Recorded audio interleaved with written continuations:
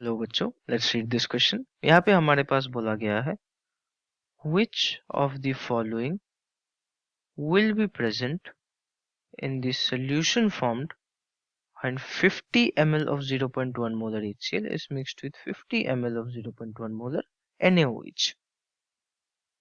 और हमारे पास H plus और OH minus की number of moles present, NaCl की वजह से NaCl का कॉन्सेंट्रेशन और H प्लस आयन का कॉन्सेंट्रेशन गिवन है, और हमको निकालना पड़ेगा कि जो रिजल्टिंग सोल्यूशन होगा, इन दोनों को मिक्स करने के बाद जो सोल्यूशन होगा उसमें कौन सा ऑप्शन करेक्ट है।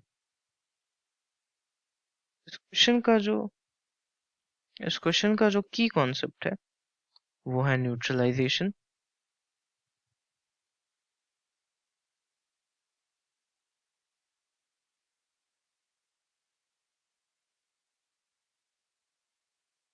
जो कि इक्विवेलेंट कॉन्सेप्ट का ही एक सब टॉपिक है। हम इस सोल्यूशन को समझते हैं जो सोल्यूशन हमें दी गई है। इस सोल्यूशन को दो चीजों को मिक्स करके हमने हमारा वो रिजल्ट हुआ। तो वो दो चीज है 50 ml ऑफ 0.1 मोलर HCl और साथ ही में 50 ml ऑफ 0.1 मोलर NaOH।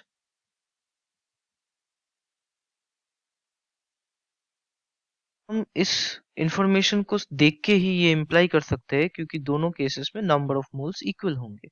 क्योंकि दोनों केसेस में जो नंबर ऑफ मोल्स इक्वल क्यों होंगे, क्योंकि हमारे पास वॉल्यूम भी इक्वल है और कॉन्सेंट्रेशन भी इक्वल है। तो जो नंबर ऑफ मोल्स होंगे वो होंगे volume in litre into molarity, that is 5 into 10 to the power minus 3।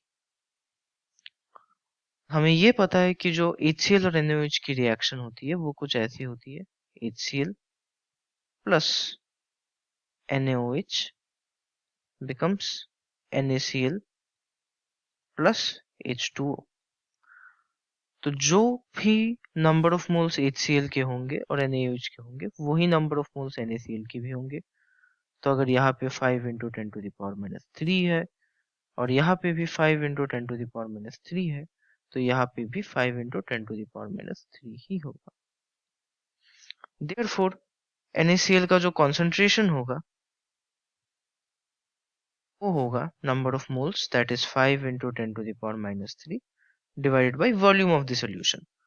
और क्योंकि हमारा सॉल्यूशन 50 ml और 50 ml के दो सॉल्यूशन को मिक्स करके हुआ, तो हमारे सॉल्यूशन का जो नया वॉल्यूम है वो हो जाएगा 100 ml, that is 100 by 1000 in litres, जो कि होगा 5 into 10 to the power minus 2 molar, that is 0.05 molar।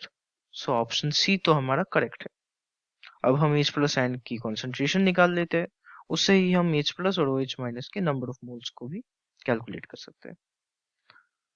तो क्योंकि सोल्यूशन में कंप्लीट न्यूट्रलाइजेशन हो जाएगा, ना ही एसिड का कुछ पार्ट बचेगा और ना ही NaOH का कुछ पार्ट बचेगा, तो हम ये बोल सकते हैं कि कोई भी न्यूट्रल सोल्यूशन का जो pH होता है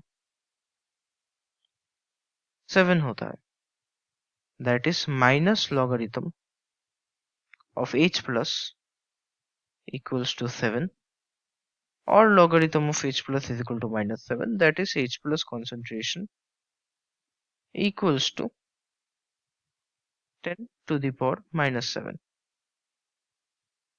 तो हाँ, हमारा ऑप्शन डी भी करेक्ट है। और जो H प्लस और OH माइनस का नंबर ऑफ मोल्स होगा वो होगा, जो नंबर ऑफ मोल्स होगा वो होगा 10 to the power minus 7 into volume जो कि है 100 by 1000, that is 10 to the power minus 8 moles, और या फिर 10 to the power minus 5 millimoles, जो यहाँ पे एक भी में नहीं है। तो इसका मतलब हमारे जो करेक्ट ऑप्शन होंगे वो होगा option C and option D. Hope you understood it well. Best of luck.